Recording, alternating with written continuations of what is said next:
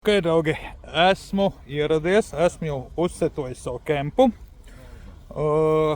Mēs te tādā foršā vietiņā pie upītes apmetamies, ja.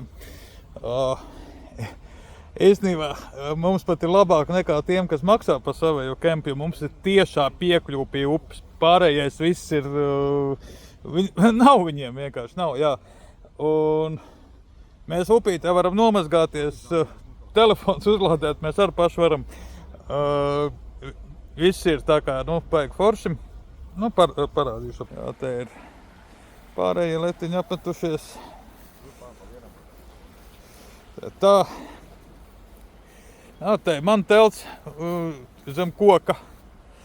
Es ceru, ka nekādu prišķiku man nelīdīs iekšā, bet labi, to redzēsim. Tentu arī pārsteidz, jo laika apstākļi soli nepārāk labos. Tā. Te es uzstādīju saules paneli, lai var uzlādēt devices. Un te mums ir saulainā duša. Te ielej ūdeni un te viņš uzsilst un tad var nomazgāties. Te tālāk 3 soļi. Un te var nopeldēties upītē. Tā maza upīte, aizmirst nosaukumu, viņam pietek pie Elbas, kas ar tepat blakus.